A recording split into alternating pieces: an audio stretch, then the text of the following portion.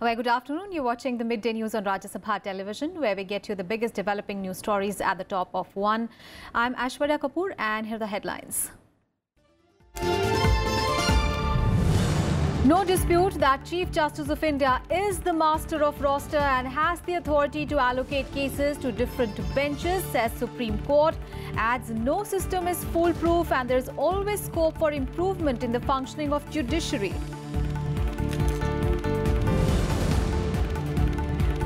Prime Minister Modi holds talks with his Bhutanese counterpart, sharing a top-gate discussion on defence, security and strategic cooperation. Opportunity to advance exemplary ties of friendship, says MEA. Jammu and Kashmir policeman kidnapped and killed by militants. Cop abducted from his home in Shopia. Body found in neighbouring Kulgam. In Poonch, huge cache of arms and ammunition, including 11 IEDs dumped in a forest, recovered. FIFA quarterfinals kick off today. Brazil bid for their 6th World Cup title as they clash with Belgium, and France take on Uruguay. Both the teams have been unbeaten in the tournament so far.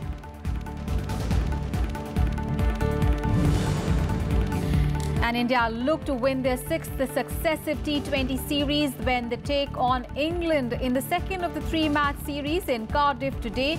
India are 1 match ahead. PV Sindhu and HS Pranoy to play their quarter-final matches in Indonesia Open. Our top story this afternoon, the Supreme Court has ruled that there is no dispute that the Chief Justice of India is the master of roster and has the authority to allocate cases to different benches. Pronouncing its verdict on a plea challenging the existing roster practice of allocation of cases in the Apex Court by the Chief Justice of India, the Apex Court said that the CJI occupies role of first among equals and has exclusive duty of allocating cases. A 2-judge bench in a separate concurring verdicts has said that it is the prerogative of the CJI to allocate cases and nominate benches. Justice A.K. Sikri said that the CJI, being the senior-most judge of the Apex Court, is the spokesperson and the leader of judiciary. Justice Ashok Bhushan said that there are rich conventions and practices of Supreme Court which are time-tested and should not be tinkered with. Justice Sikri also said that the erosion of judiciary in the minds of people is the greatest threat to the judicial system. The court said that no system is foolproof and there is always scope for improvement in the functioning of the judiciary. The PIL was filed by Shanti Bhushan. And the Supreme Court has referred to a larger bench the question whether religious activities can be allowed on government land or property in a secular country like India. A bench of Justices R.F. Nariman and Indu Malhotra referred the petition filed by an organization, Jyoti Jagran Mandal, to the Chief Justice of India for setting up of a larger bench. The organization moved the top court after being denied permission by civic authorities to hold Jagran and Mata Ki Chowki at a park in southwest Delhi. While hearing the petition, the bench said that the issue was related to an important question whether such religious functions can be allowed on public properties. And Prime Minister Narendra Modi is meeting with the Bhutan Prime Minister, sharing a top gear right now. The two leaders are expected to deliberate on the situation in Doklam, defence, security and strategic cooperation between the two neighbouring countries. Bhutanese Prime Minister arrived in India on a 3-day visit on Thursday afternoon. He met with External Affairs Minister Sushma Swaraj yesterday and discussed ways to deepen overall bilateral cooperation on Thursday. To get a perspective, we have with us our colleague Akhilesh Suman, who is joining us live from the newsroom. Akhilesh, now sharing a top gear, the Prime Minister of Bhutan, his visit to India is coming when India and Bhutan are commemorating Golden Jubilee of the establishment of their diplomatic ties, and both the Prime Ministers are holding the talks right now. What all can we expect after the talks? See, Aishwarya, it is really a very important meeting, that Bhutan is going to election in October this year.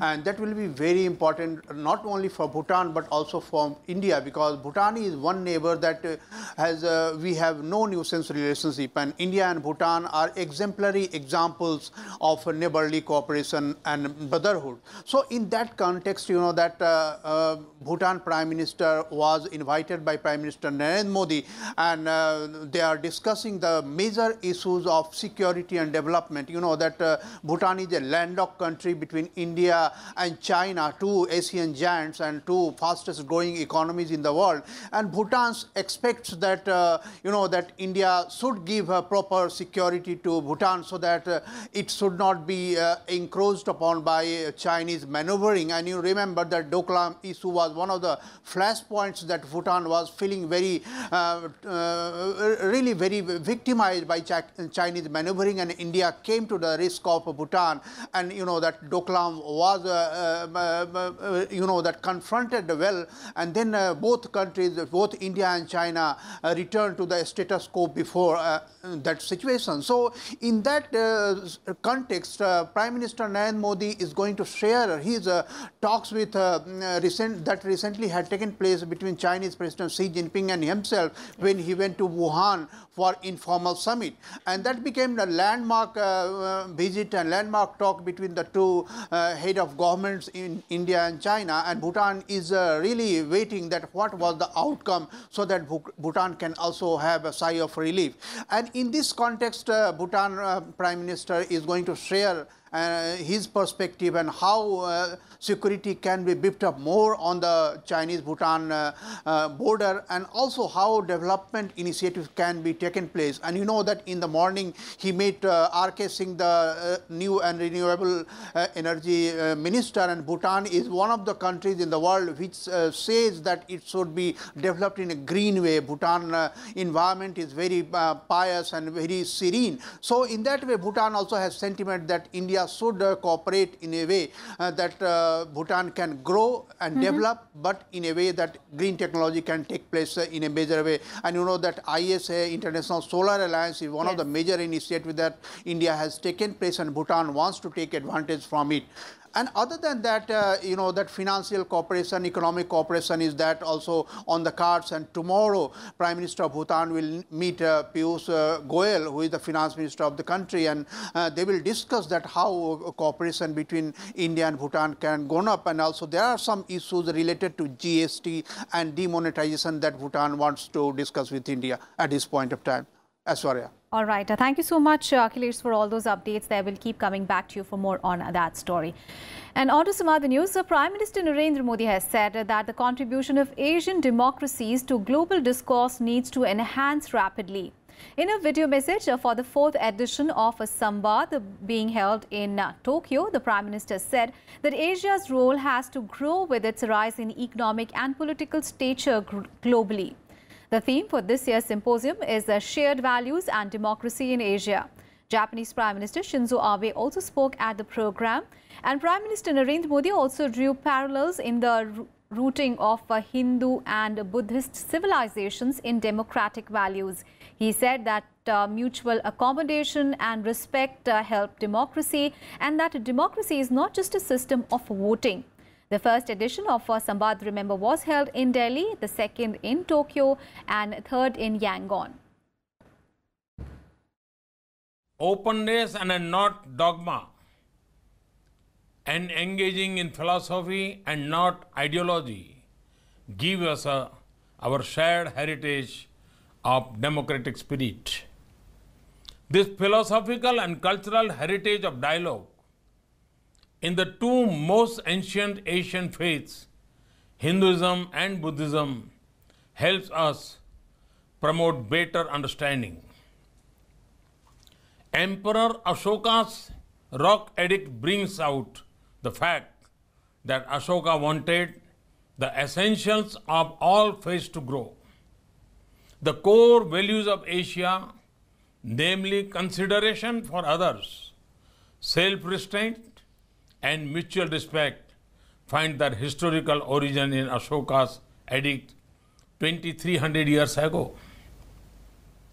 Those are the values that have sustained the culture of democracies in Asia. Historical evidence from Tamil Nadu during the reign of Raja Chola in the 10th century tells us that a detailed system of voting and elections was in vogue long before even the Magna Carta 200 years later. Democracy is not just a system of voting. Democracy, a core values such as self-restraint and mutual respect make the democratic system function for the benefit of all. Sarvajan Hitay, Sarvajan Sukhay. The Asian values of mutual accommodation and respect enable democracies to function on the consensual model and not purely in a competitive model. And today, Prime Minister Narendra Modi addressed the International Convention of Saurashtra Patel Cultural Samaj of the United States through video conferencing. And Prime Minister Modi said that it is because of the success stories of Indians living abroad that India is respected globally. He also targeted the opposition for maligning India's image. He also urged the Patel community living abroad to influence people to visit India. In his interaction, Prime Minister announced that a Statue of Unity will be constructed by 31st of October this year. Remember, Statue of Unity will be the world's tallest statue and is taller than the Statue of Liberty. અને આપણે જાણીએ છીએ કે આપણા અડોશ પડોશમાં એવા લોકો છે કે જે ભારતને બદનામ કરવા માટે દુનિયાભરમાં ઢગલાબંધ પ્રયાસો કરે છે. જાત જાતના રૂપિયા પૈસા પણ વાપરે છે. એનું કામ એક જ છે, આખી દુનિયામાં હિન્દુસ્તાનને બદનામ કરવું. અને આપણે જોયું કે જે લોકો ગયા 5-7 દશકથી દિવસ રાત હિન્દુસ્તાનને બદનામ કરવાની કોશિશ કરતા હતા. અને એક જમાનો તો દુનિયા એમની જોડે હતી. આતંકવાદ સામે પૂરું વિશ્વ ભારતની વાત સ્વીકારવા લાગ્યું છે. અને આ બધાના મૂળમાં દુનિયામાં પહોંચેલા ભારતીય સમાજના વિચારને, વ્યવહારને, આચારને, બધાને સાથે રાખવાના સ્વભાવના, બધાની વચ્ચે ભળી જવાનો સ્વભાવ, એના કારણે દુનિયાને લાગે છે કે ભાઈ ભારતના લોકો જે અમારા દેશમાં રહે છે એ અમારા દેશની અંદર કંઈ ને કંઈ યોગદાન કરે છે. On to some other news, Vice President M. Venkaiah Naidu on Thursday praised the government's decision to hike the MSP of Kharif crops. He also appreciated the government's resolve to double farmers' income by 2022. Addressing a session at the Central Island Agricultural Research Institute in Port Blair, the Vice President stressed on the need to streamline the procurement process and the PDS network so that the farmers derive maximum benefit. He also added that other income-enhancing measures also need to be taken to mitigate agrarian distress, especially of small and marginal farmers.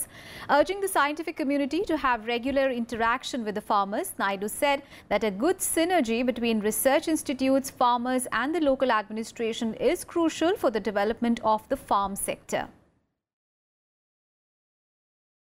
I compliment the government.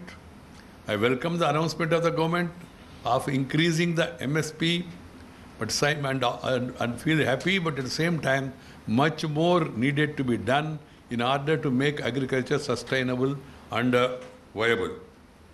In addition to providing MSP of 50% more than over the cost of production, there is a need for streamline the procurement process.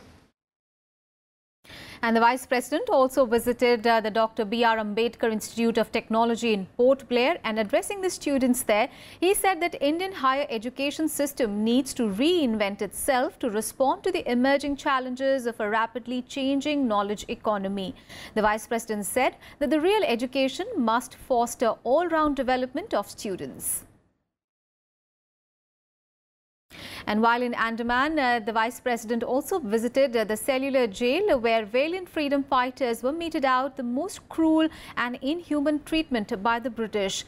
He visited the solitary confinement cell of Veer Savarkar and he paid tributes to the great freedom fighter. Now built in 1906, the jail acquired the name cellular as the entire structure is made up of individual cells meant for solitary confinement. The jail holds many horrific stories of our independence heroes who were incarcerated in this jail. And Vice President M. Venkaiah Naidu has also stressed on the need to reorient teaching methods to bring out the latent talents of the students. Addressing students at Pondicherry University, he said that students passing out of the educational institutions should have employable skills. He also said that education must build character, competence and capacity besides promoting good conduct. The Vice President also stressed on the need for gender sensitization to begin from home and continue in schools, colleges and universities. And Vice President M. Venkaiah Naidu also paid homage to the founder of Bharatiya Jana Sangh and former parliamentarian Shyama Prasad Mukherjee on his birth anniversary. In a tweet, the Vice President said that he was a great nationalist who strove for unity and integrity of the country till his last breath. Prime Minister Modi also remembered his contribution to the nation as an educationist, an administrator and a freedom fighter.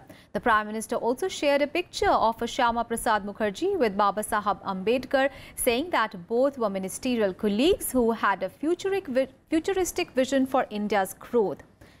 Other Parliament members also paid floral tributes to Shyama Prasad Mukherjee in the Central Hall of Parliament.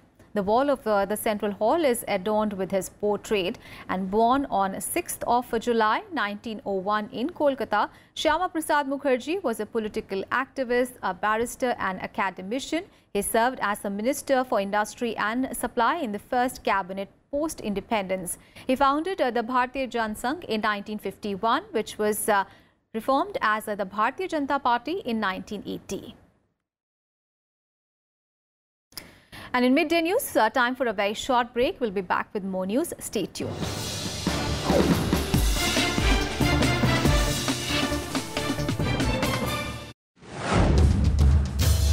Hello and welcome to Security Scan. I'm Vishal Dahiya, and this week we will take a look at indigenously developed light combat aircraft Tejas.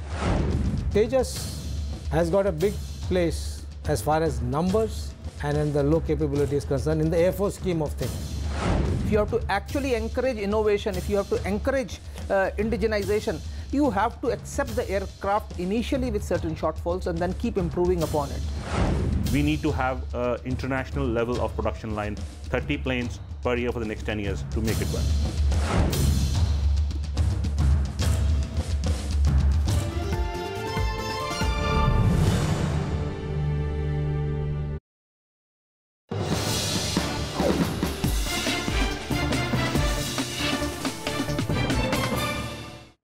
Welcome back after the break, and news from Rajasthan where the State High Court has ordered that caste should not be mentioned in arrest memos and jail bonds. The court observed that the identity of an individual is known by parentage and not by caste. Justice Sanjeev Prakash Sharma noted in his order that neither the CRPC nor the Constitution provides that a person be identified by his caste, adding that the state should strive towards a casteless society. The court said that the exception can be made only in SC/ST cases.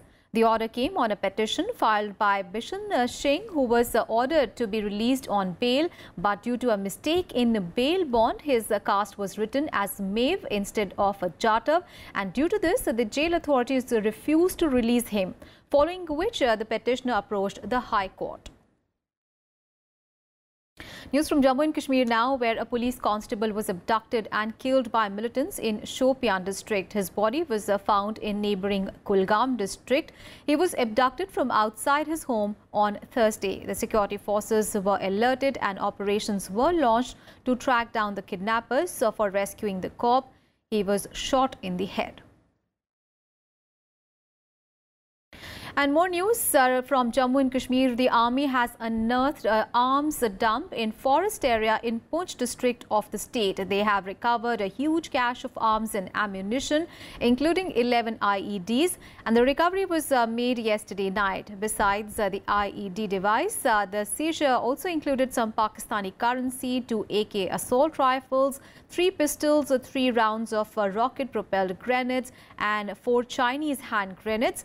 The recovery was made from a forest area near the line of control in Mendhar sector during a search operation, which was launched on specific information.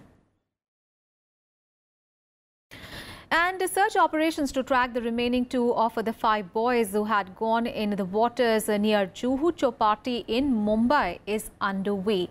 The body of 2 boys have been recovered and 1 boy was rescued. The incident occurred after a group of 5 ventured into the sea yesterday. The sea was rough and there was high tide.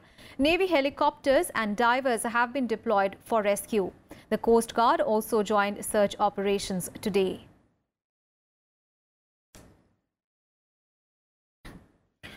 In our top international focus now, US President Donald Trump has fired his biggest shot yet in the US-China trade war. Steep American tariffs worth over $34 billion on over 800 Chinese goods has come into effect. Now, this means that businesses will have to pay 25% additional tax on $34 billion of certain Chinese products that they import, including aircraft tires and commercial dishwashers. Another $16 billion of goods could follow in 2 weeks. Donald Trump also threatened a 10% levy on an additional $200 billion of Chinese goods if Beijing does not change its practices, and warned to progressively ratchet up the US penalties to a total of $450 billion in goods. Meanwhile, Beijing has also vowed to retaliate dollar for dollar, accusing Washington of launching the largest trade war in economic history. China said that it will take the case to the World Trade Organization as well. Meanwhile, International Monetary Fund Chief Christine Lagarde has already sounded an alarm about the cycle of retaliation. Let's get you some more news from around the world. Here is the World Wrap. A fireworks explosion in central Mexico City of Tultepec killed 19 people while 40 others were wounded. A series of explosions took place in the fireworks warehouse. Hundreds of soldiers, police and firefighters were deployed to control the further spread of a fire.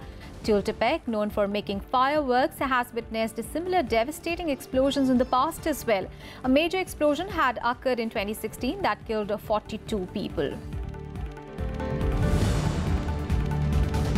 In order to reunite 3,000 detained children with their families in the ongoing border crisis, the US officials have ordered DNA tests. The DNA testing will be done by the Department of Health and Human Services. The court has imposed a deadline on the department to reunite 100 detained children under the age of 5 by next Tuesday. A boat capsized in Phuket in Thailand due to bad weather. The boat was returning to Phuket from Koh Racha and was carrying 90 passengers on board. It was, however, not clear whether the passengers were tourists. According to the Department of Disaster Prevention and Mitigation, around 70 passengers were rescued and 20 were still missing. Iran will meet the 5 world powers in Vienna today to further discuss the ways of maintaining the nuclear deal after the withdrawal of the US foreign ministers of China, France, Germany, Britain and Russia will meet Iranian counterpart in Vienna. It has been reported that Iran requested the meeting to discuss European efforts to salvage the international nuclear pact after Donald Trump's decision to revive Iran-related sanctions. A former military diver died while rescuing the soccer team of the 12 boys and their coach who went missing last month in Thailand. The cause of death was due to lack of oxygen supply when he was coming back from the cave. The diver, who was a former SEAL, volunteered to help and rescue the wild boars team, which were into the cave after football practice. And now all the action from the Football World Cup in Russia.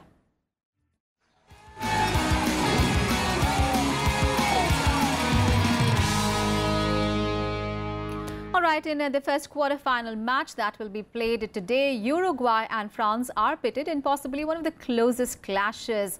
Novgorod Stadium will play host to the mouth-watering contest, which has been touted as a clash between Uruguay's steely defense against France's free-flowing attacking football.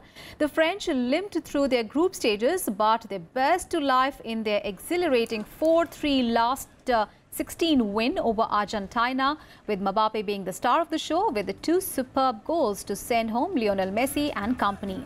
France has performed effectively with great attacking strength, though through Mbappe, Griezmann and Giroud. Meanwhile, Uruguay have won all their games and they have conceded just the 1 goal so far. They sent Messi's great rival Cristiano Ronaldo home as Cavani struck twice to seal a 2-1 win over Portugal to set up a place in the quarter-finals. Uruguay's defense have the best record at the FIFA World Cup 2018. And the latest of Uruguay's 3 meetings with France at the FIFA World Cup took place at South Africa in 2010, when the 2 sides played out a goalless draw in Cape Town on 11th of June that year.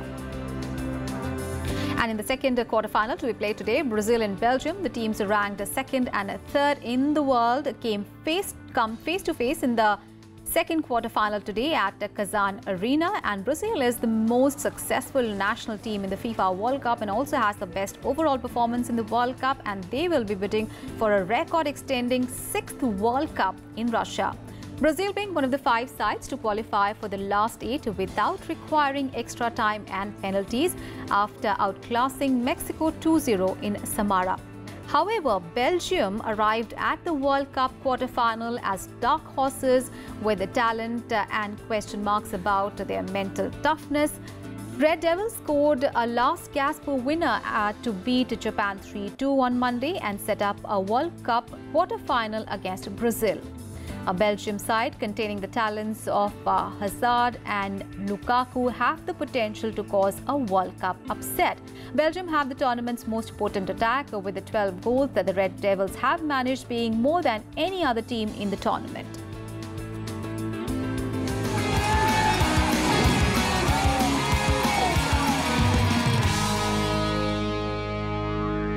And in cricket, India and England will lock horns in the second T20 match at Cardiff today. India are 1-0 up in the 3-match series. The match will begin at 10 p.m. today. India, remember, won the Manchester match by a thumping 8 wickets. A win today will give India its 6th successive T20 series win.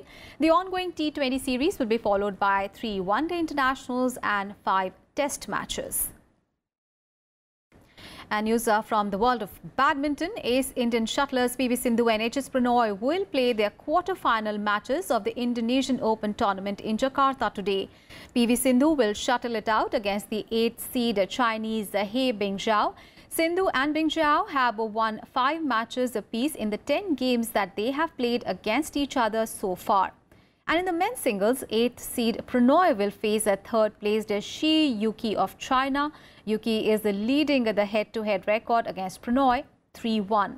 Sindhu and Pranoy are the only Indians left in the tournament. Remember, Saina Nehwal had crashed out in the pre-quarterfinals after losing to her Chinese challenger. And news from Wimbledon now, where big seeds continue to tumble. And in the women's singles, the defending champion Garbine Muguruza suffered a shock defeat in the second round itself. She lost a 5-7, 6-2, 6-1 to unseeded Alison van Uytvanck. And the defeat means that 5 of the top 6 women's seeds have now exited the tournament in 4 days, with the top seed Simona Halep being the only player in the list to make it to the round 3. Halep earlier overcame a scare in the first round, set to beat China's Zheng Saisai 7-5, 6-0. And there were big upsets in the men's field as well, with last year's runner-up Marin Cilic losing 3-6, 1-6, 6-4, 7-5, 7-6 in the second round to Argentine Bueno Pelar. And that's all in this edition of Midday News. Thanks for watching.